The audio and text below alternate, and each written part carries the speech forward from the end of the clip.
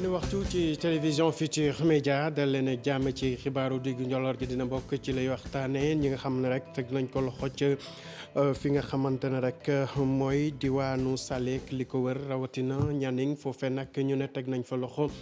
ñaari saret yoo xam ne rek dañu yeboon yàmba ñu xayma ko rek ci juróom-benni téeméeri kilogramme ak lu tegal ñu ne nag brigade régionale des stupéfiants bu Thiès moo amal li ni mel. bu ñu doxantoon tamit dem ba ca Kédougou foofee brigade régionale ba teg na loxo ñaari nit yu ñu jàpp ne rek dañu yoroon lu ëpp ñaari kilogramme yamba ak beneen xeetu sinébar boo xam ne rek dañu jàpp ne doxul ba tax na rek jamono ji ñu ngi leen teg loxo loolu rek di fësal taxawaay bi nga xam ne takk der yi am nañ ko ngir jële fi li ni mel. dinañ wax tamit ci douane bi ak jamono ji seen forum jéemook juróom ñetteelu yoon bi ñuy amal jamono ji ci Ndakaaru mu dajale nag douanier yi nekk ci espace UEMOA ñooñu nag ñu amal ko ci jamono joo xam ne rek di xeetu sinébar yi ñuy teg loxo bëri na fi ñu ne nag fekk ñu def kem kàttan booloo bu ko defee rek ñu mën fi jële li ni mel. dinañ wax tamit ci bés bu ñu jagleel forces armées du Sénégal xew-xew bi màggal nañ ko tey ci Ndakaaru ca camp Dial Diop ci teewaayu njiiti réew mi Macky Sall kooke nag gannaaw bi mu rafetloo taxawaay bi nga xam ne l'armée bi am na ko ci réew mi nee na dina def kem kàttan ngir yokk mooy bu ko defee rek mu may takk der yi ñu gën a amal seen mission niñ ko bëggee. dinañ dem tamit Kolda wax ci concept armée nation yemook bés bi ñu leen jagleel foofu nag askan wa ñu ngi rafetlu rek taxawaayu l'armée bi bokk na ci nee nañ du ñu gis yeneen takk der yi ba tax na rek lépp lu aju ci seen activité nawetaan moom l'armée bi mooy taxaw rek ngir indi fa kaaraange may leen tamit ñu amal seen ay xumbite ni mu waree. dinañ dem ba ca Tiwaawoon wax ci kilifa yi nga xam ne ñu ngi fay faral di dem bokk nag ki fa teewoon tey njiital ARTP Abdoulaye nag gannaaw bu mu taseek xalif général bi mu ngi xam ne rek opérateur téléphone yi nekk ci réew mi dinañ def kem kattan ngir lépp lu aju ci wàllu téléphone ñu fexe matal ko ba client yi moom mën a amal mawlid bi ni mu ware. keneen di kilifa bu fa teewoon tamit di Aminata Mbengue Ndiaye di njiital au conseil des collectivités territoriales gannaaw bi mu rafetloo kàddu yi xalif général Serigne Babacar Sy Mansour yëkkati ci lépp lu laal terrorisme ak yi ni mel mu ne nag loole faw ñu xeex ko bu ko defee rek mu sëri lépp loo xam ne rek dafa jege islam ndax nee na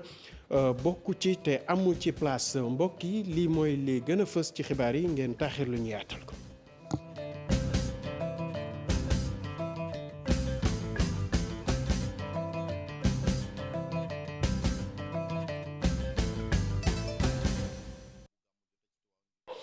mbokk yi asalaamaaleykum dal leen a jàmm ci xibaar yi ñu doore kook li nga xam ne rek takk der yi teg nañ ko loxo mu aju ci wàllu sinébar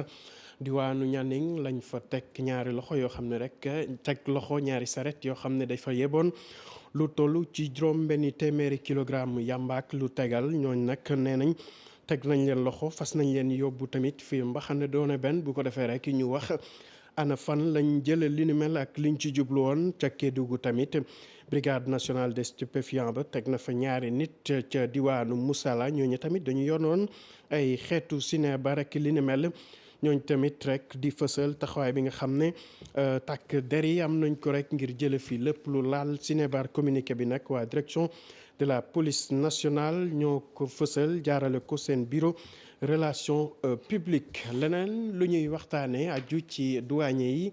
nekk ci Afrique sowu jant jamono ji nag ñu ngi amal rek ab forum bi nga xam ne moo dajale douanier yi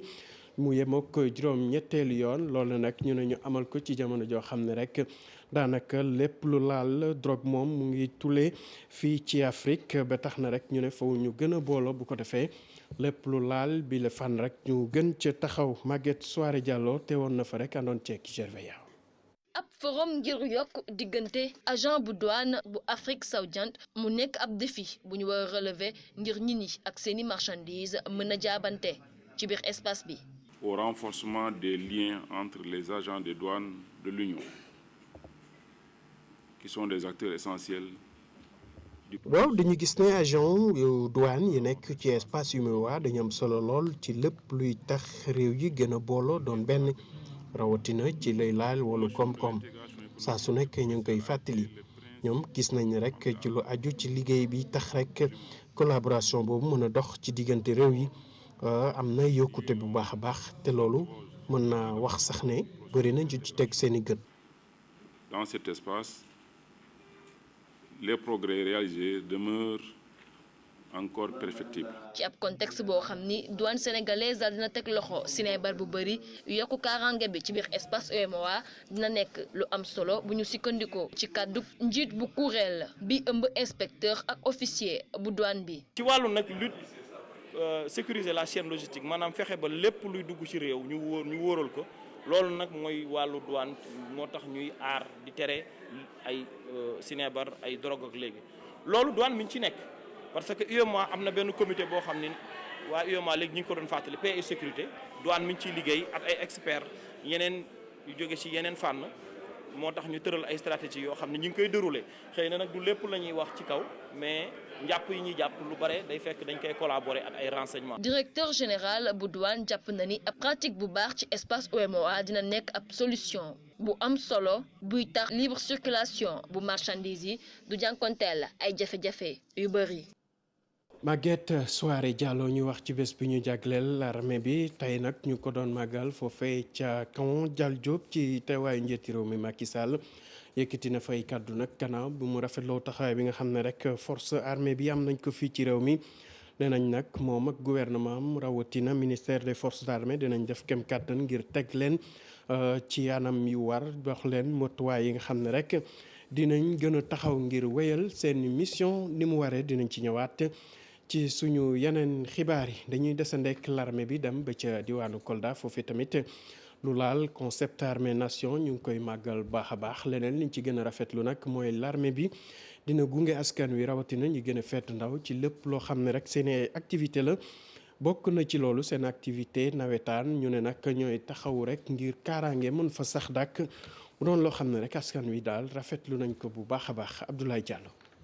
tàggat yaram bu àndul ak benn fitna doon na li ñu soxla fu ne loolu la takk der yu zone militaire numéro 6 xam moo tax ñoom duñu yem kese ci seeni liggéey waaye dañuy bokk indi kaaraange ci terrain football nawetaan yu ci kaw gi doon ay gox fu ñu dul fekk police wala gendarmerie ca béréb yi ni mel yooyee takk der ñoo fay assurer le maintien de l'ordre. pour wàngu kaaraange gi parce que xam nga fii monde rural mooy ci àll ba amul ay gendarmerie amul policier mais yàlla def na ne am na ay militaire bu sorewuñu fii à 1 kilomètre de la frontière mooy frontière Guinée-Bissau diggante Guinée-Bissau ak Sénégal mais ñoom vraiment dañuy jàppale du début à la fin ci concept armée nation voilà ñu ngi leen jaajëfal vraiment ñu leen remercier à sa juste valeur. vraiment ñun moom sant rek lañ mun a ci militaires yi parce que depuis le début dañuy bàyyi seen soxla dañuy bàyyi lu bari ñu ñëw jàppale ñu et puis sans condition vraiment loolu sant ñu leen sant di leen gërëm. looloo tax waa nawetaan yu Odegam bu Tànkanto Escale daal di jongante ci jàmm ak salaam. surtout de jouer avec nous. rawatina ñu amal ab football bu àndul ak benn fitna ñaari équipe yi football nañu ci fair play. waa Medina Samba Diamanka ñoo jël ndam li ñoo ngi leen di féliciter tey encourager équipe Seykour Sembe. l'équipe vaincue ça veut dire l'équipe l'ASC Seykour Sembe. yooyu béréb dañoo nekk ay gox yi ñàkk lool ay jumtukaay ngir tàggat yaram mu doon li ndaw ya ca gox ba di ñaxtu. waaw loolu mooy problème fondamental bi fii c'est surtout ci àll ba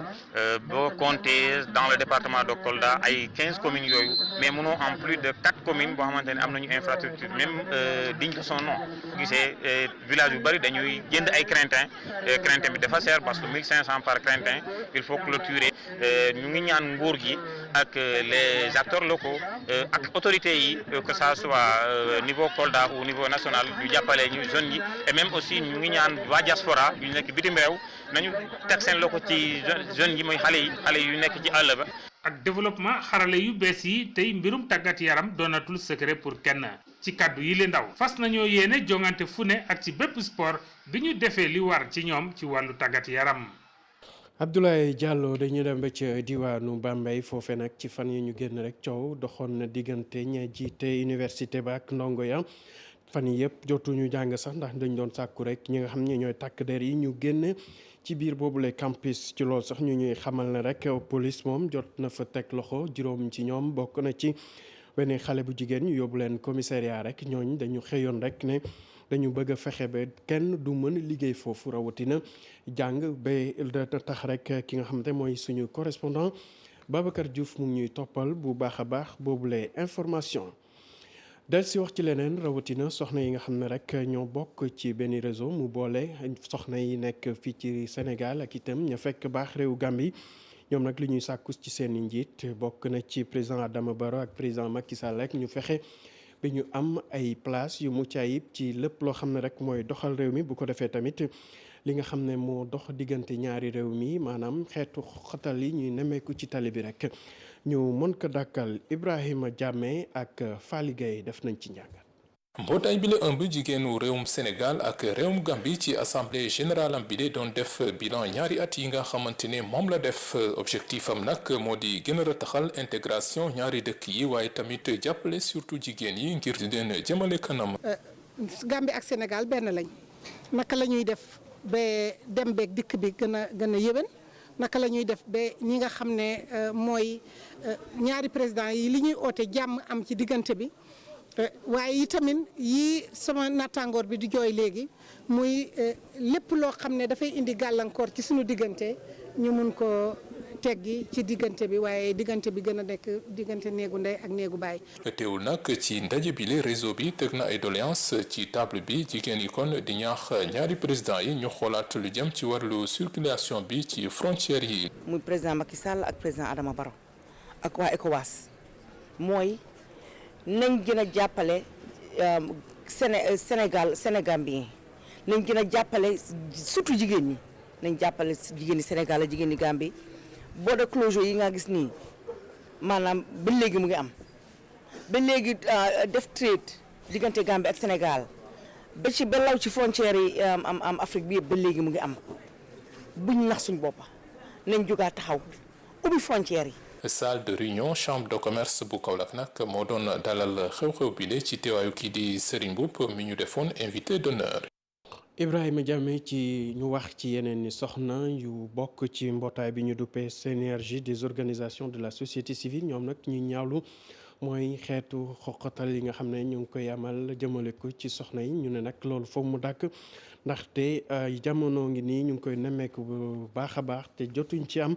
ab pexe ba léegi ci la loolu nag nee nañ dinañ taxawu képp ku ñu jàpp ne rek dañ ci am ay jafe-jafe nag dañ ciy teewlu kenn ci ñoom gannaaw rek liggéey ba nga xamante ne amaloon nañ ko ci ab atelier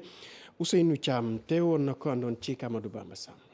cib lël bu ñu amal ci Tëngéej kuréel gii di synergie des organisations bu société civile di taxaw nag jigéen ñi nga xam ne ni dañ leen di fitnaal di ñaawlu nag ni ñuy reye jigéen yi jamono yii mu doon nag phénomène boo xam ne bii jàpp nañ ne jéggi na dayoo. fi mu ne nii dañu ne la CISC donc nous organisation de la société civile pour l'éradication des violences basées sur le genre am nañu naqar sëngéem nañu. taxawati nañu tey di waxati ni lii lan la boo jëlee année bii daal 2019 moom dafa nekk at mu nga xam ne tàng na jër moom ci jigéen ñi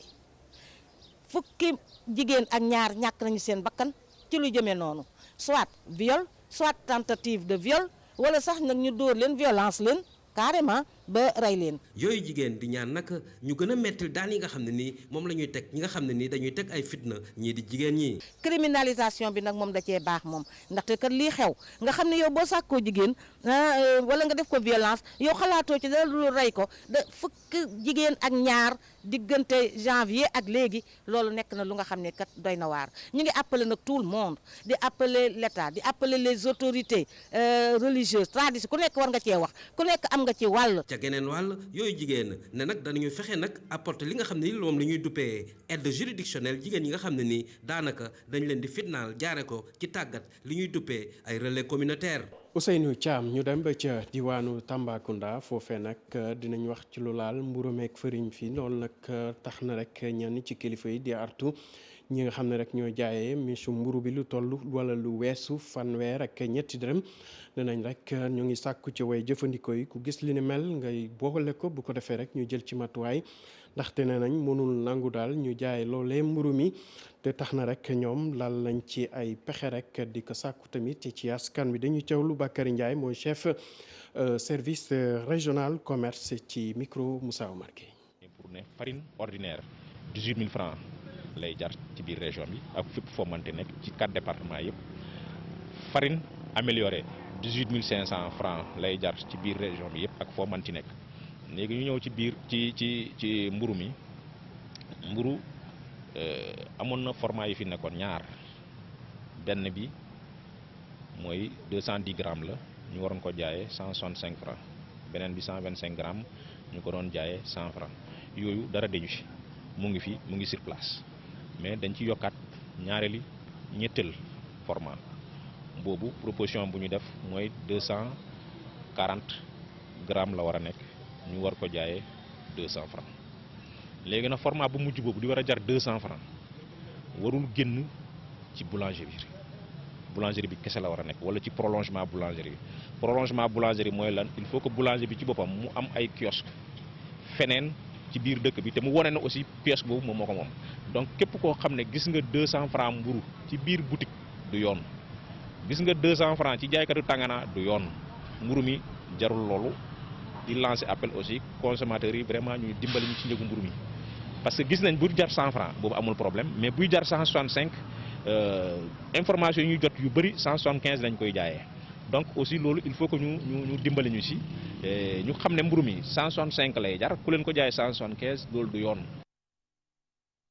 ñu wax ci leneen dem ba ca diwaanu Bambey foofee nag am nañ rek ay xeetu jëfin bu bees boo xam ne dañ ko lal ngir lépp lu laal ñax bi nga xam ne jur yi moom lay jëfandikoo mu mën mattali bu ko defee rek ñi nga xam ne dañu daan màngaani bàyyandi li ni mel loole nag ne nañ lu rafetlu la te dina may ñi nga xam ne rek ñooy sàmm yi ñu mën a taxawal seen jur taxaw leen li mu waree am nañ sax ñoo xam ne rek dañ leen tànn ngir technique boobu ñu mën ko wasaare ci biir réew mi ndax ne nee nañ rek mun na jural askan wi njëriñ Babacar Diouf moo ñu teewal ci diwaan ba àndoon ceeg Ndongo Njaay. ci yenn gox yu fasantikoo yi nekk ci digg réew mi am fi ñax ci yenn période ci at mi dafay jafe ba tax ñenn ñi dañuy jël seen jur dem màngaani loolu nag dafay ànd ak jafe-jafe yu bari loolu moo tax ñenn ci askan wi jóg ne dañuy wut loo xam ne nii da leen di mën a may ñuy béy lu jëm ci ñax dëkk yu mel ni Diourbel ak Fatick. yaatu au niveau départemental ñu bëgg ba daal fépp fu ne waay nekk rek am mos nga man see am accès man see jëriñu parce que moo taxoon parce que dama demoon kan en tant que ambassadeur kon su ñëwee muy njëriñ te ku fi ñëw xam nga li njëriñ la te méttiwul volonté la rek ndox la ak suuf lu sa suuf lu mu ndaw ndaw war nga see mën a liggéey loo xam ne dina seere sa jur jotoo jënd saako ngooñ 5000 francs 4000 francs loolu mooy affaire bi te ñun dañu ne ci àll bi di sàmm di bay kon li ñu mën a moyen de consommation bi fu ñu ko amee dañuy arrangé.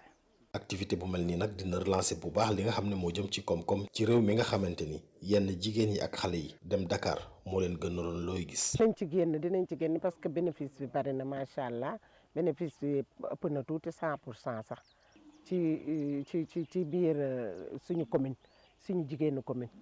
développement bu yaatu la ci suñu jigéenu commune parce que li la nit di nappe di la jox mu jàngal la ni ñuy nappe moo gën.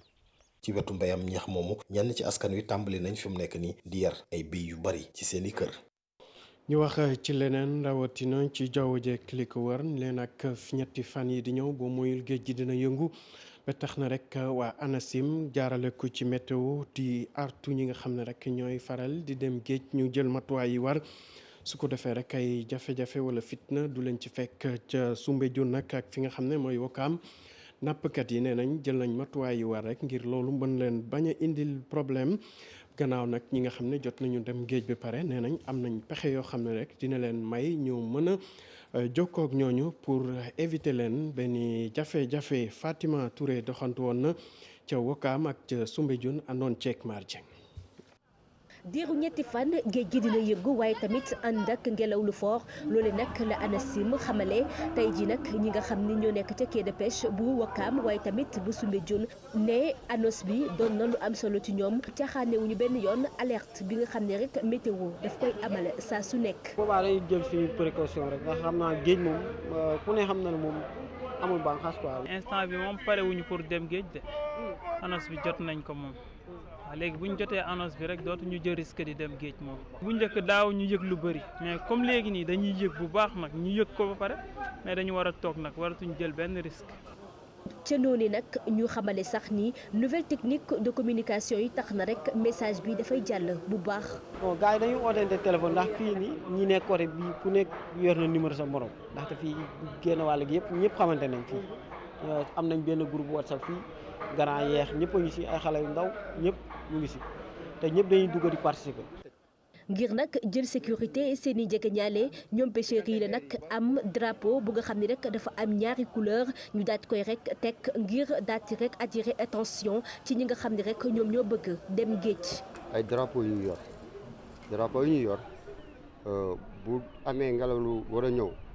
wala ginnaaw boo xamante ne dafa dangereux dañuy alerter population bi dañuy takk drapeau bi même ñi nga xamante ne duñ dem ay géej sax di fi ñëw di sanguse dañ leen di arrêter. am na drapeau bu nekk si kaw fii booy wàcc rek bu boobaa di nga ko gis day saa day def drapeau mu def jaune saa mu def rouge bu dee rouge bi dañuy xam ne yaa danger quoi. météo xamale ni condition géej bi doonul li nga xam ni dina ñoŋ ci fan yi ñu dëkkmal pêcheurs yi nag ñoom di xamale ni dinañ ko respecté ngir rek daal di éviter lépp li nga xam ni l'accident la jëm ci géej gi. Fatima Touré ñu de ba ca diwaanu Tivaouane wax ci waajtaay kenn ci kilifa yi fa teewoon di directeur ARTP Abdoulaye nag gannaaw ba mu siyaare xalif général bi noppi yëkkati na ay kàddu rek ne dina sàkku ci opérateur téléphone yi ñu def seen kem kàttan rek ngir jamono yi mawlud bi du am benn jafe-jafe ci wàllu réseau bi ñoom tamit nee nañ dinañ jël matuwaay yi war rek ngir client yi fay teew tamit mën a jëfandikoo baax a baax ci lépp lu laal internet ak lu ko wër dañuy teewlay kàddoom ci micro Cheikh Anta Diop. li waroon suñu tànk tey mooy d'abord sant yàlla gërëm màggal ki gën ci mbindeef mooy Nabil Moustapha loolu moo nekkoon suñuy tànk bu loolu weesoo aussi ñëw sàkku ñaan pour ñun suñuy njaboot ñun ñi waa ARTP ak président de la République ak bépp sénégalais loolu moo waraloon suñuy tànk donc niñ ko daan faral di defee saa yu événement yu mel ni amee suñuy nit dañuy daal di ñëw seet ndegam opérateurs yi ñu ngi def lépp li leen war pour que téléphone yi dox bu baax donc dañuy ñëw balaa événement bi di am ci événement bi tam suñuy gars dañ fiy ñëw def ay mesures seet ndegam réseau bi jaar na yoon bu weesoo ñu tirer suñuy conclusion sama ñoom fii tey may na ma mën a def tirer ay conclusion ci Magalu Touba bii ñu génn parce que Magalu Touba suñuy gars demoon nañ fa waaye li ñu constaté mooy ne réseau bi baaxul woon nag xam naa ne opérateurs yi defoon nañ fa ay dispositif waaye dispositif yi doyul dañu bëgg loolu bañ a am fii ci Tivaouane parce que ñoom li leen war tey jii mooy ñu jox ñu réseau bu baax parce que nit ki mënoo jënd sa crédit fas yéene ci lijjanti sa soxla crédit bi dog sa xaalis dem te kenn du la ko delloo te fajoo ci sa soxla. ñu desandi diwaanu Tivaouane ak njiital HCT Aminata Mbengue Ndiaye moom tamit teewoon na fa gannaaw bi mu tasee kilifa yi nag rafetlu na kàddu yi nga xamante ne xalif général Serigne Babacar Sy Mansour yëkkati na ko ci sàkku rek ci askan wi rawatina taalibe jullit yi rek ñu defee li nga xam ne mooy digle islam te moytandiku rek lépp lu mën a laal radicalisme ak xeetu terrorisme ñu teewlu Aminata Mbengue Ndiaye ci micro Chérif Dia. Avec notre camarade Ousmane Tanor Dieng, mais il se trouve que parti socialiste yàgg naa ñëw bu gàmmu jote ci Tivaouane ngir ziar ñu daa ànd ak suñu njiit Ousmane Tanor Dieng yàlla dogal mu génn fii ci àdduna bi ñu ñaanal ko yàlla mu yërëm ko xaare ko aljanna woote bi kilifa gi woote nag di xalif général des Tidianes sëñ Babacar Sy lu am solo la ndax danoo toll ci jamono joo xamante ni àdduna bi fitna kese la rawatina Afrique sowu jant ak mbiram terrorisme ak xeetu ñaawteef yooyu di ñàkk kaaraange tam président Macky Sall ñëwee fii gënoon na koo waxaat ma yaakaar ni kon askan wi ñoo war a waggar yeewu te bàyyi xel lu ni mel te tamit ñu tàggat leen ci lu ni mel ndax rek ñu bañ leen a fëkk ndax ñoom kenn mënu leen a jàngal lu ëpp solo li leen Maodo wala Bamba ak yi borom xam-xam yi nekkoon fii ci Sénégal jàngal kon ñun soxlawuñ jëggaani bitim réew ci yenn xeetu xam-xam yooyu li war rek mooy ñu bañ a nelaw ne feneen rek lay am du am fii ci Sénégal te tamit ñu daal sensibiliser population bi rawatina ñi nga xamante ni kon ñoo nekk ci gox-goxaat yi ñuy alerter di teel a wax kilifa yi loo xamante ne gis nañ ko ci seen diwaan te dalul seen xel ñu wax ko kilifa yi nga xamante ñoom lañ dégg wàllu kaaraange. Également à chaque fois alerter lorsqu'ils voient quelque chose. dañu des diwaanu Tiwaawoon dem ba ca Jaba seetlu bi nag mooy lu laal pompiteer wala sax soble moom seer na lool ndaxte nee nañ jamono ji saaku pompiteer bi ñu ngi koy jaay 9500 lu laal nag lii di soble bi mooy ñoo ngi koy jaay 8750 muy loo xam ne rek bëri na ci ay jëfandikoo yi ñu koy ñaawlu tey sàkku ci kilifa yi rek ñu gaaw a jël matuwaay yi war ndax nee nañ mawlit bés bu ñëpp war a teew la féete ko ni mu waree Mame Biram Diouf doxantu woon na fa àndoon ceeg Jafara Ba. mu bokk ci soxna yi si nga xam ne nag dinañu ñëw ci marché bi fii ci Tivaouane di ndugg si waaye mu am lu ko jaaxal ndax yokkute gi am ci njëgu pomme de terre beeg soble bi ci jamono ji rawatina ak gàmm gi ñuy waajal. bu ñu ko wàññi woon daal dina arranger waa dëkk bi xam nga rek booy amee ay gan moom war di jënd di togg ko yekk buñ ko wàññee daal moo gën. billaay bu seeree tamit lu mu seer dinañ ko jënd ndax danga koy def ngir sa sëriñ yàlla di la ko yombalal boo ko defee ngir nabi yàlla da koy gën a yombalal. ngir am sac pomme de terre bi dem sax bay fay lu jege 10 000 francs 9 000 francs lii di sàkku soble bi jaaxalit Daouda di boutique yi. dafa xaw a seer trop nag parce que temps yi ci gannaaw rek soble baa ngi jar ay 8000 ay 7500 pomme de terre bi moom gaa ngi wax ay 9500 10 000 moom daal na ci gaa yi jàpp daal wax dëgg commerçant yi mu ne ni xaw na sonn Tivaouane trop man pomme de terre maa ngi jaay ay 600 parce que doon nga ma def génn si. jiimunu pour maanaam yokk marché bi déedéet xalaatuñ ko parce que li ñu soxla rek la ñu soxla muy aw yiw man de fii ci sama boutique damay dagg sama itti sax man dimbali doomu aadama yi pour ñu àgg fi ñu jëm tuyaaba yooyu lan fi sàkku daal waaye sàkku fi maanaam daal di yokk prix ñoo doon loolu itti fii ci service du commerce bi ci Tivaouane ñuy dalal xel yi waaye di xam ne ni bokk na ci la waral lu ni mel njaay ma nga xam ne ñu ngi koy amal ci pomme de terre beeg soble bi donte sax njëg yi dañ koy fixé. njëgu saaku bi ñu ngi seetlu ne mu ngi toll ci 9000 francs waaye daf ci am foo dem di nga gis ñoo xam ne su période gàmmu bi ak màggal yu mel ni gàmmu ak màggal jegesee dinañ jéem a yokk seen bénéfice ci loo xam ne jaaduwul ñooñu nag dañ leen di ñaax di waxtaan ak ñoom su ko jaree tamit ñu teg leen ay daan. waaye teewul jaaykat yi ñu ngi leen di artu nag ngir ñuy gën daal di teg mbiri ci yoon ngir kat consommateur yi di ñëwee jënd si am. Mame Biram Diouf dañuy desandi diwaanu fi nga xamante ne mooy Tiwaawoon bu ñu jógee Jaaba dañuy doxantu ba champ de course foofee nga xamante ne at bu nekk Boucher Sidini fa la ñuy màggale guddi yonent bi sallallahu alayhi wa sallam ñu ne nag foofee liggéey bi daanaka yemb na li ci ëpp daanaka pare na ñu nag atum ren ji jël nañ matuwaay war rek ngir képp ku fa teew ñu teg la ci anam yu rafet yoo xam ne di nga mën a fekkee waxtaan bi ñaan tamit ci li nga xamante ne rek mooy guddi gu sell googu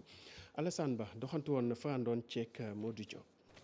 liggéey yaa ngi wéy fii ci champ des courses tant yi ñu ngi leen di installé ngir fexe ba lépp yamb mu mel ni kon lu ci des ñu pare ko bëreetul. ñu ngi ci wàccaay fa tabarakallahu xanaa sant yàlla rek encore bi mu ñu mayee ren tamit ñu fekke waat ak mbooloo yi ñu ko bokkal yëpp fa tabarakallahu ñaanal yàlla ñi nga xam ne ñi wéradi moo tax duñu mën a teew waaye ñaanal yàlla yi tamit ñi nga xam ne ñi teewoon nañu daaw te ren fekkewuñu ko yàlla leeral seen bàmmeel ñu xam ne bon ñu ngi ci wàccaayu guddi gu tedd guddi gu màgg. ay innovation atui ñoom Moustarchidine yi andi nañ ko jënd nañu itam ab tente bu rëy bi nga xam ne ca Chine lañ ko jëlee lépp ngir fexe ba événement bi gën a jaar yoon ay stratégie ñu teg ngir fexe nag ba képp ki nga xamante ni di nga fi teew mën a dund événement bi ñi mu waree. tabaarakallaahu ñu ngi fekk tente ba nga xam ne bii ñu ngi koy door a monter bu bees tax ba nga xam ne bii 1000 mètres carrés la xam ne dana jël junni chaise fa tabaarakallaahu ndax xam gu tolluwaayu guddi gi waaye xam tamit tolluwaayu Cheikh Mouhamadul Moustapha Sy njaboot yi yéenu ko sax lu raw li xam ne li tàmbali la xam ne moom na mu ko doon defal kilifa maam Cheikh Ahmed Tidiane ñun njaboot yi ñu am yéene delloo ko bor boobu daanaka lu xalamat téeméeri bâche tant ko ba lu tolloo ñetti junni la tudd xaw ma 15000 places ci ay chaise incha allah danañ ko def ci biir course bi loolu jotewul ak lii des wër course bi xam ne lii des ci course bi mën nañu wax tente boobu nga xam ne dana jël 15000 places un quart la ci course bi fa tabaarakallaahu mbokk yooyu tamit danañu defar ay écran géant yi nga xam ne fu waay toll di nga mën a seetaan en direct waaye tamit di nga mën a déglu incha allah. benn digle bi nga xam ne nag ñu ngi koy jëmale ci taalibe yi mooy fexe ñoom ñëpp ñu ànd ak yar. dal rek ndax lu mu bari ndax defe naa ne ñëpp xam nañu ci àdduna bi amul benn salle bu am 15000 places bon nag bu ñu defee 15000 places ay chaise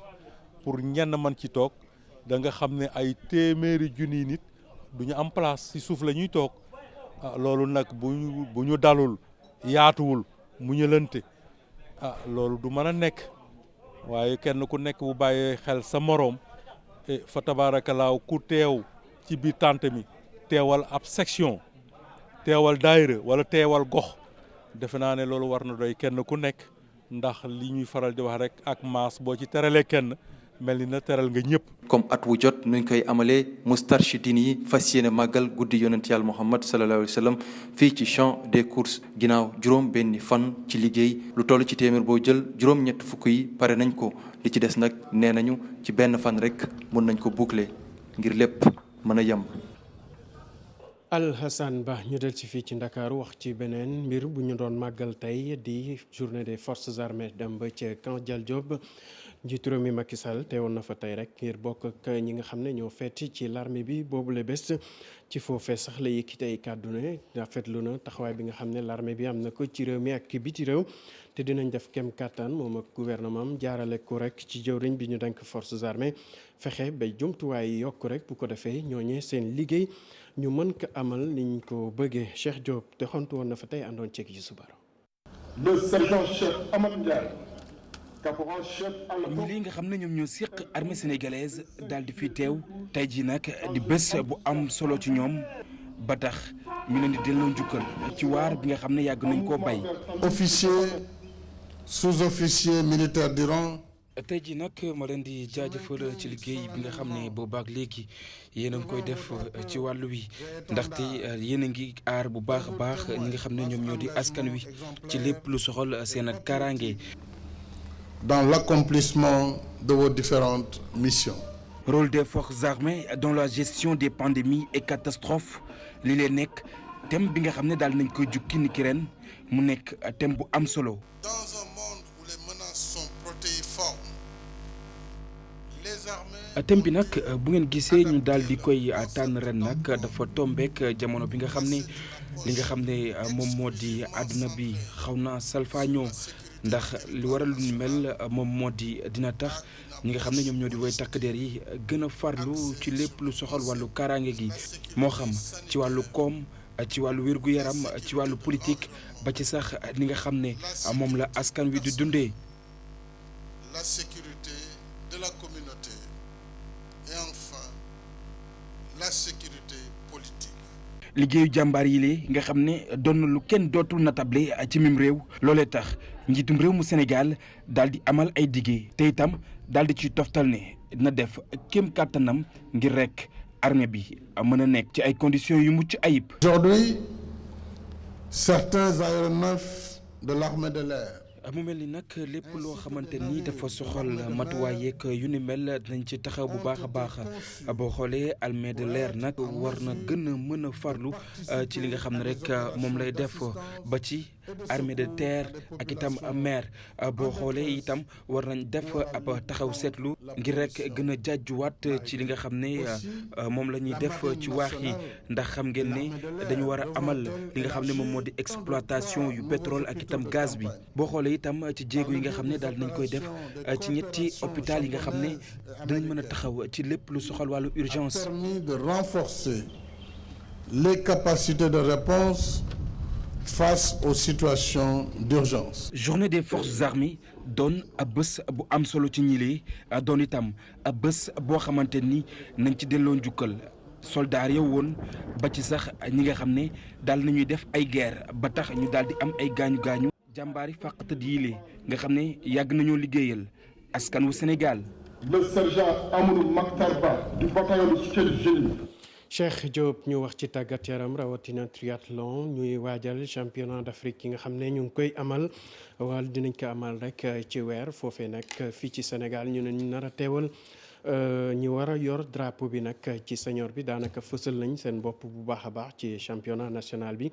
lu aju ci junior yi moom foofu ñu xaarandix ndax xëccoo bi moom tar na lool Cheikh Sadibou Diarra moo ñu ko jàpp. Anta Ndiaye ci jigéen ñi Mamadou Ndoye Diop ci góor ñi ñu ngi gën a jege raaye ci senior yi ci atum ren ji ci triathlon xeetu tàggat yaram boobu di dajale fey daw ak dawal vélo ci ñeenteelu bésu championnat bi ñu amal ca Wakaam ñooñu ñoo jëlati ndam yi. mais dommage que aw ma adversaire boo xam te ne daf may sonal tout le temps. mais quand même maa ngi essayé gën a góorgóorlu pour gën a dem ci kanam léegi ñetti fédération la inscrire muy athlétisme avec AS Douane ak natation ak RS Yoff léegi vélo dama trouvé benn groupe cycliste mooy les vélos du week-end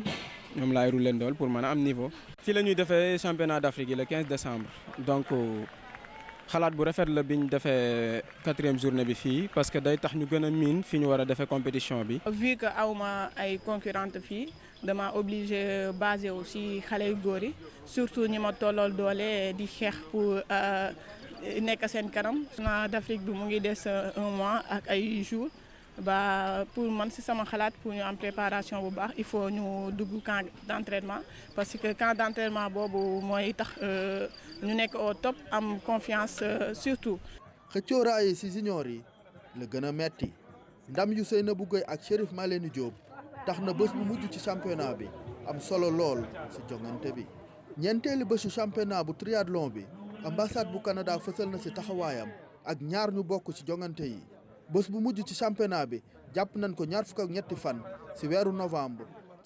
Cheikh Sadibou Diarra yegg si nañu ci ponk bu mujj bi ak Mamadou Mouhamed Ndiaye. ngeen jëf inspection générale d'état di ICE jug nañu jawali ministère affaires étrangères l'observateur nañu président de la république moo leen fa yebal bil yéenekaay bi ca ndajem conseil des ministres ba woon démb fa la santaane ab audit mu di càmbar gu jëm ci kër mbaataax yi état bu Sénégal am ci bitim réew mu di patrimoine bâti de l'état à l'étranger lu ci nekk ñu xam fan la nekk ak it nan la fa nekke li soo ko dogal boobe journal bi nañu bokk na ci coowal 850 millions gi ñuy wax ca Milan ga ci Italie ba doon ca tudd consul général ba Rokhaya Ba Touré Awa Ndiaye directrice des moyens généraux ca palais ba la Sénégal nee nañu salfaañe na présidence de la république gën di fa jaxasoo mutation yi am ca direction des moyens généraux mooy mbambu ca palais ba rawatina Mamadou Bopp mi président defoonub décret 2013 fal ko te ñu dàq ko li ñuy ruumandaat ca palais ba nag moo di ndaw sii di Awa Ndiaye day bëgg ëpp lu ñu ko doon doyee nee nañu dafa bëgg a jël ñooñi Maxime Jean Simon Ndiaye tege leen nële falang leen fal ay niti boppam doomi Lamine Diack ji ci boppam di Pape Massata Diack libération nee nañu inculpé nañu ko l'observateur nañu tey jii ci lañu koy déglu ci coowal guerre li ñu koy tudd ca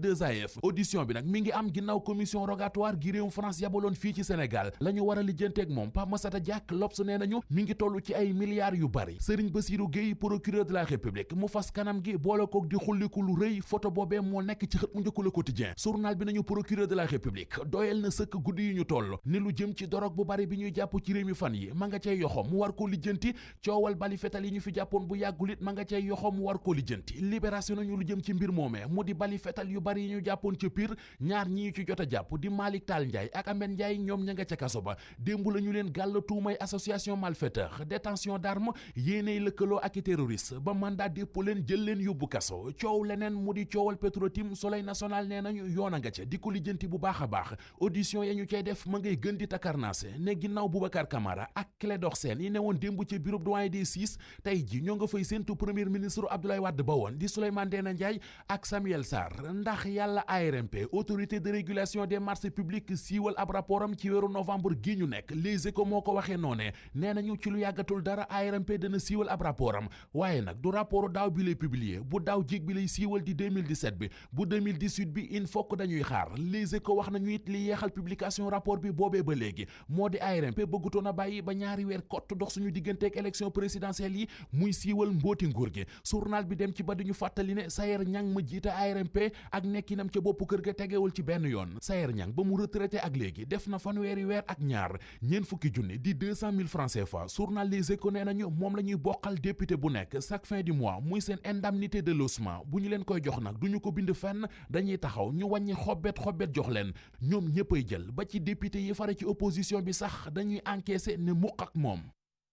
Mamadou Mouhamed Ndiaye cant ak ngërëm ñeen la yéen tamit naka noonu ci teewlu beeg safo bi di leen ñaanal kenn lu jàmm di ko sàkku ci yéen jërë ngeen jëf.